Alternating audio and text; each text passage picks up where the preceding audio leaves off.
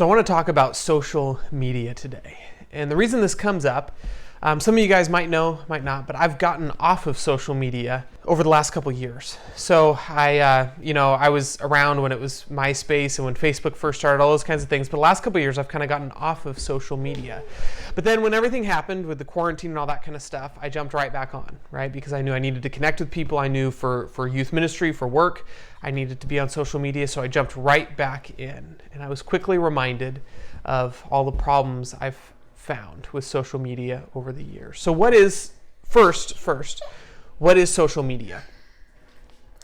Now you could maybe say that social media is any communication over the internet. In some way, you call it, which would be like email, all the way, email and YouTube, Facebook, Instagram, all these things would be social media. But usually, when we talk about social media, we're thinking specifically of mainly like Facebook, Instagram, TikTok, Snapchat, the kind of things that, as I was thinking about this, it's the kind of things that you're communicating to a lot of people. And so it's not just to your close friends, it's not just a text message or a direct message to a close friend. You're talking about a message that you send to a lot of people, or you're reading messages from people that are being sent to a lot of people. So it's kind of this mass communication. You're putting this out there, this communication to the world, to all these sort of people around, and you're reading stuff. You're looking at pictures from people all over the world, whether you know them or not, celebrities, all that kind of thing. And so that's kind of what social media is. But now I want to get to the problem. What's the problem with social media?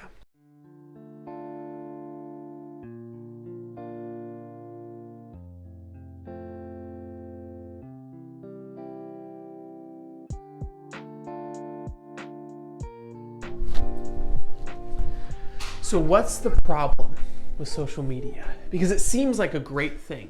When you talk about the positives of social media, it all comes down to connection, right? We get connected with people that we would not usually be able to be connected with.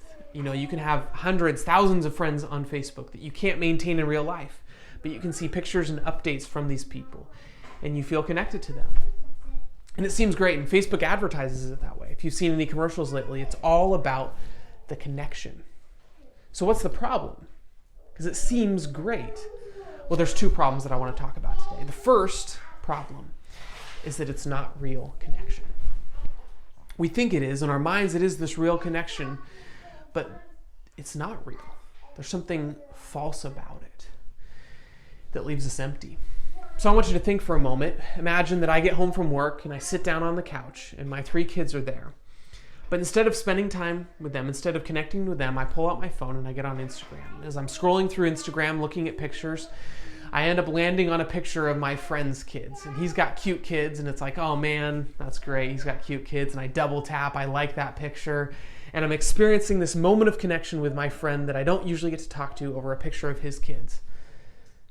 But what am I missing out on? I'm ignoring my own kids. Right? I'm missing out on the possibility of real connection with my own kids by giving into the false connection through social media. So that's the first problem, is it's not real connection. More and more, since this has started, statistics have shown that people are lonelier than ever. In this overly connected world, we're more connected than ever, people are lonelier than ever because it's not real connection. So what's the second part? So it's not real connection, but the addiction is too real. See, there's this whole science behind social media and dopamine and the way the apps are designed. And so you actually get this high by getting, if you get that notification or you open up the app, you get the pleasure center of your brain gets stimulated, and you go, I can't wait for this. This is going to be great. You have this moment of this is going to be great. And what I found is that it ends up not being that way. Matt D'Avella puts it this way. He's a YouTuber, and he talks about how he wasn't addicted to the likes, the comments, to the messages. He was addicted to the anticipation of it. You see, we open up Instagram, we open up Facebook or Snapchat or TikTok, we open up with this anticipation of, I'm going to find something great, I'm going to find something fulfilling. But in the end, it's empty. See, if you scroll through Instagram, by the time you get to you're all caught up. What feeling do you have once you get to you're all caught up? Usually it's a letdown.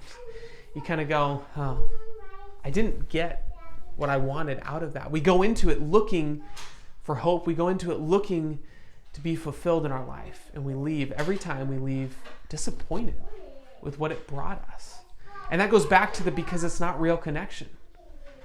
If we have friends over for dinner, for games, we play games, when they leave, I usually feel fulfilled. Man, that was great to have that relational time with other people. I never feel that way after spending 20 minutes flipping through Instagram. I never get off Facebook and go, man, that was a good 20 minutes. I'm glad I spent that time on there. Even if I did find things that were funny and enjoyable, I usually leave empty. So the problem with social media is the connection is not real and the addiction is too real. They've had rehab centers for social media addicts have opened up in the United States for people that are addicted to social media. It's too real. Okay, so there's some problems with social media. Does that mean we just throw it out? We don't use it anymore? Well, that was kind of my approach in the past, but I want to offer a different solution to you guys. Let's look at the positive, let's look at the negatives, and let's figure out how can we use social media in a positive way.